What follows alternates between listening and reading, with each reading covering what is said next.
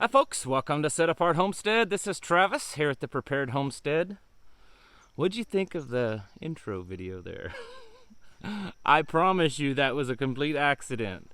I don't know if you saw what happened there at the end at around the last two shots, what kind of jumped up there in the background. Anyways, I promise you it wasn't planned, but I thought I would share that video with you. I thought it was kind of neat. So today, we're going to be talking about firearms. It's not really something I talk about a lot specifically, although I certainly from time to time advocate owning them and using them on your homestead for protection against four-legged critters and crawly critters, but also whether it's from a prepping mindset or homesteading, which you know for me is pretty much the same. Also protecting yourself from the ones that walk upright. And so we're going to talk about that a little bit more today. I'm also going to do a little mini review, I guess you could say, or just kind of show you. It's not really a review on this new handgun we picked up, you know, because we need them like a hole in our head, I guess. But I think it's a pretty nice one, and I want to show it to you as an example, especially for those that are looking to buy, that haven't purchased one, that, you know, kind of more of the newbie, I guess, in firearms. I would suspect that the majority of my listeners own firearms and know quite a bit about them, but there's going to be certainly some out there that don't. So I'll mention this one, and I've made other videos on a few other guns that are good starter ones, that are good entry level or economical. I hate to use the word cheap because they're not cheap in quality, but just, you know, low budget. There we go. Low budget firearms. And this one kind of falls into that category. But it's not really a review. There's tons of reviews on this firearm out there that are much better than me. So anyway, I decided it would be a good time to make a video on this subject, as this is also something from a homesteading perspective and from prepping, that firearms are just almost a must. If you move out here in the country, or somewhere out in the country, not necessarily here, but you move out in the country, there's a couple of things that I'm going to tell you that you just pretty much should have. You should have a good vehicle. It doesn't have to be new. In fact, a lot of times the old ones are better. Something like a good four-wheel drive pickup truck. You should have you a good couple of dogs. Dogs that will protect your property, alert you to things that's going on, protect your animals. Those are kind of a must. And the third thing would be at least a couple of good firearms. Because when you live out like this, even if the world is in a perfect scenario, which it's certainly not right now, firearms is just something that you need to have to take care of things when they come about. For instance, out here, I have started, and this is just my own little personal story, I've started carrying on the property pretty much all the time. I wasn't, when we first moved here, wasn't always carrying, and I know there's some of those die-hard guys that just carry all the time, and they advocate, and I do too. But when I'm on my own property, sometimes I just don't. And the reasons why I don't is because sometimes it's just a big inconvenience to have something, you know, on your hip or whatever. But I've been working on some different holster options so that depending on what I'm wearing, you know, you guys see me, I like to wear the bib overalls. Well, it's hard to strap a holster on that, a typical standard holster. So I've been working on that. If I wear shorts, but the reason that I've decided to pretty much carry all the time isn't because of the riots. It's not because of fear of someone coming on here, which of course it's a possibility, but that's not the reason why I've decided to carry all the time. The reason is, in the last month, we've had a bobcat come within, I would say, 30 to 35 feet of the back door. I thought it was a neighbor's cat when I first glanced at it, and then I took a longer look and like, that's not a kitty cat. That's a bobcat. About a week and a half ago, we had a mountain lion. I could see it from the back porch. It was maybe 200 foot from the back door. There have been a couple of bear sightings, very, very close. The National Forest, actually the National Forest boundary line goes through our property, but the National Forest starts less than a quarter mile from our property. And so there's been a lot of bear sightings up there. So because of the animals that we're seeing more out here, predatory type animals, I've decided to go ahead and carry all the time. Now,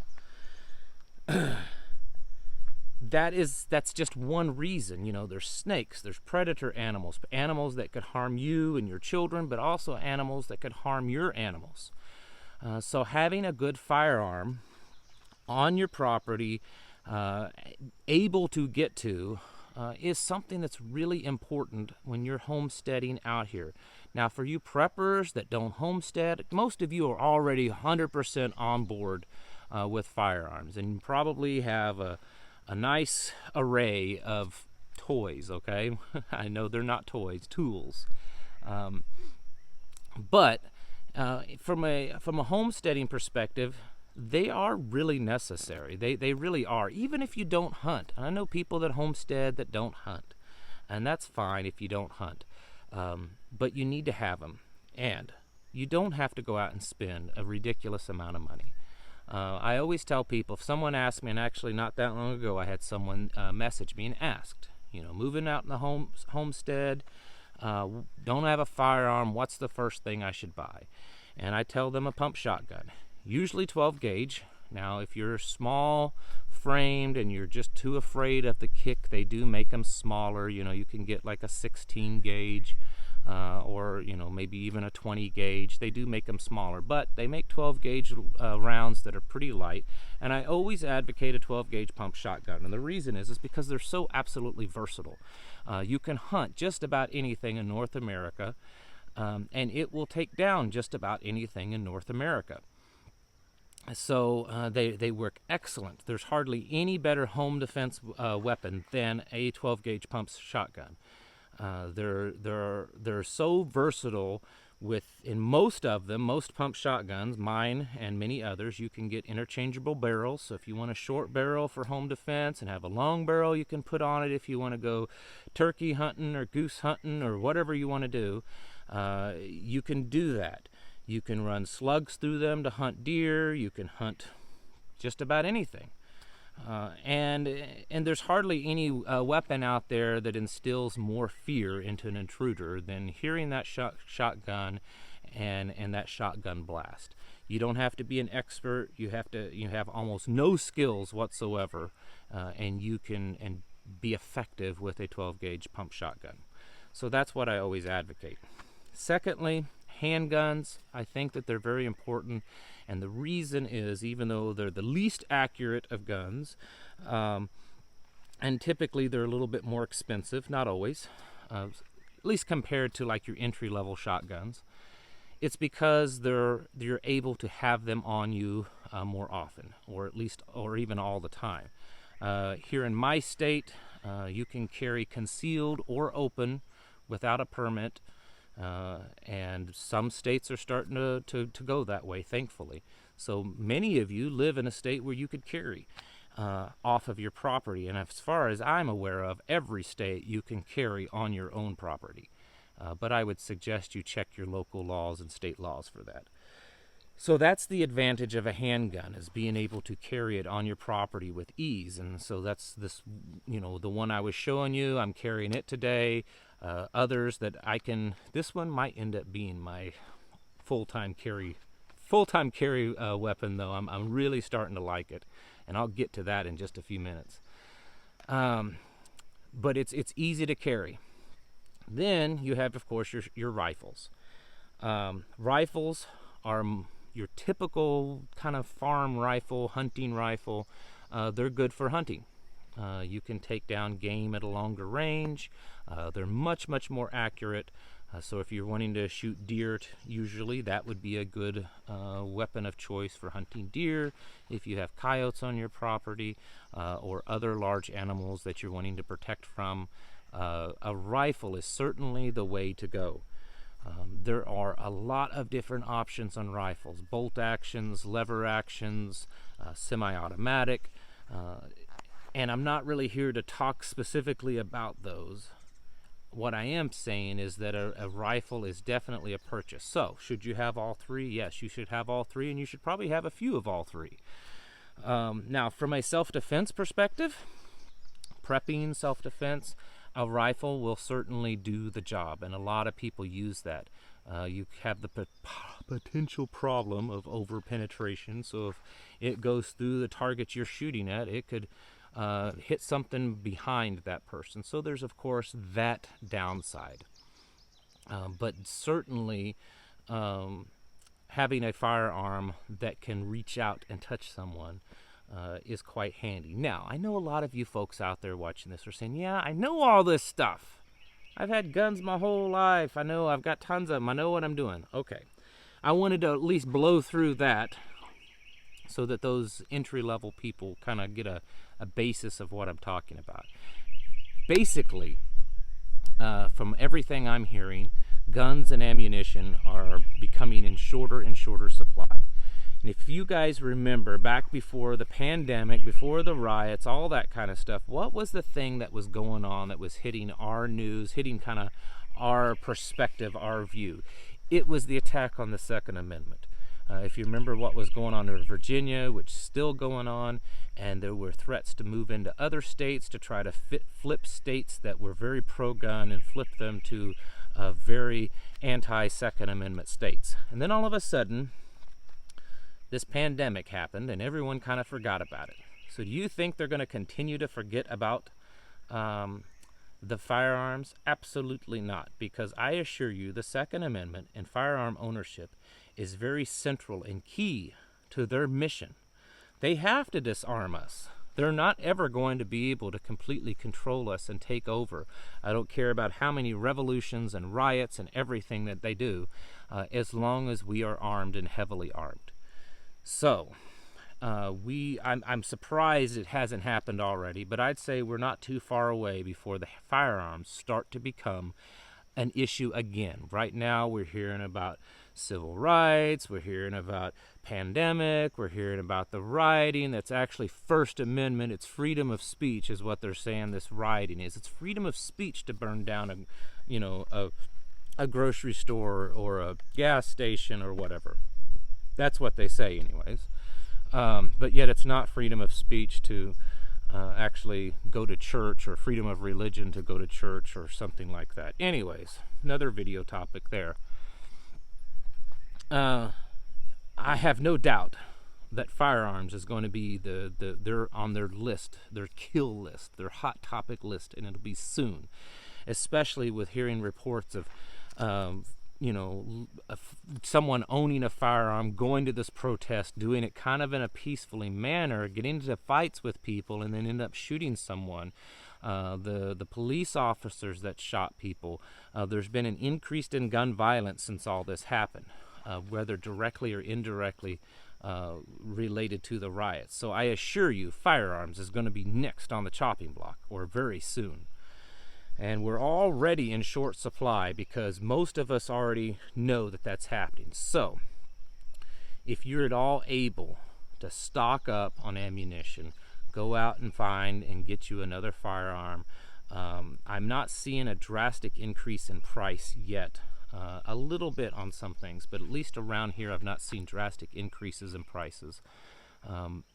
But, he told me that most of the guns that he's got right now are, used guns that he's taking in on trades and stuff. He said he's having a hard time with certain brand new firearms of ordering them because they're back ordered.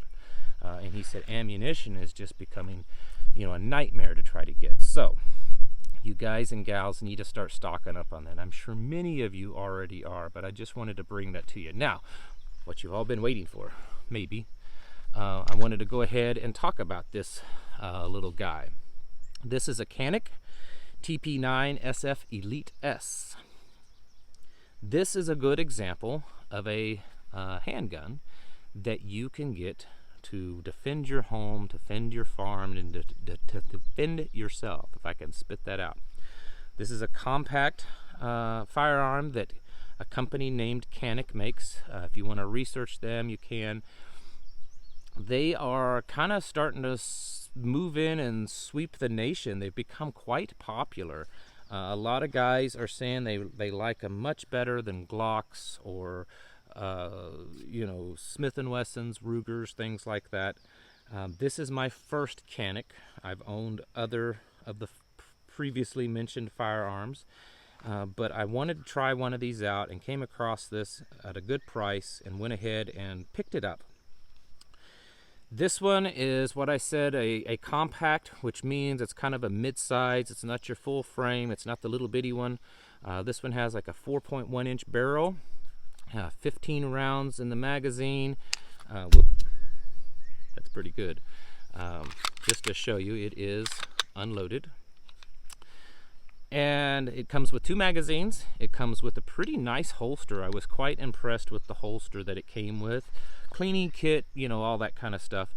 And I paid less than $400, roughly, I think with tax, probably about $370, and which is pretty good price, considering that that is, it's not quite half of what a Glock would run, a brand new Glock, but it's getting pretty close because they're going up. And if you look at the reviews, most of the reviews like this at least as well as the Glock, and some people are saying they like it better than the Glock 19. I haven't shot it enough yet to tell you whether I like it better than the 19. But I do like it. I'm telling you, one thing that I love about this is the trigger. The trigger on this is quite amazing. You hardly even notice it. It has a little bit of a long travel, but man, that breakover is just as smooth and light as it can be. Way better than Glock triggers. I will say that. Has an amazing feel to it. Doesn't feel cheap in any way, and they're known. In fact, Canik is becoming quite popular in competition shooting. So again, I said this wasn't really a full review. I mostly am wanting to show you this for those of you that are looking to get a firearm. I'm not saying to get this one, but what I'm saying is that this is a brand new firearm that will certainly take care of you. Comes with the magazines and the holster already, for less than $400. You can get other smaller firearms for less than $300. Taurus makes a G2C, I believe, that's less than $300 or right around $300. That's an excellent firearm also, a little bit smaller than this.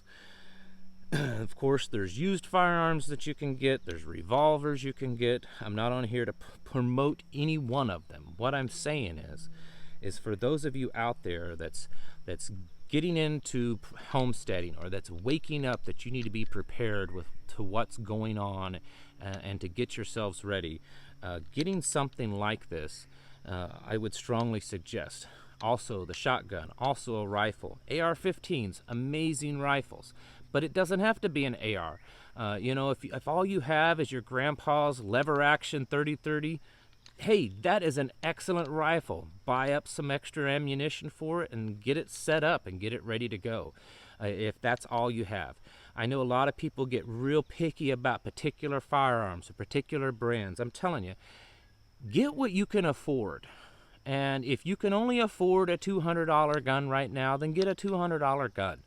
Because a $200 gun in your hand is better than that $600 gun that you're saving up for, that's still in the, you know, on the shelf at the shop, because it may not be there when you have it saved up, or something might happen between now and then and you don't have it. So I advocate getting the best that you can afford at the time, and then put money back to get something a little bit better and upgrade. Because if you need something, it's better to have it right now. And I understand there's some $200 firearms that aren't that great out there, but they're better than nothing. Anyways, folks, I just wanted to kind of just show you this one. These things are really nice. If you're interested, get online. YouTube has some pretty good videos from other channels that do a lot better reviews than me. And I'm liking this thing quite a bit, and I'm probably going to decide pretty soon if this is going to be my full-time carry. All right, folks, get out there and get some stocking up done, because it's getting rough and the pickings are getting slim. Thank you all for watching. I'll catch you in the next video.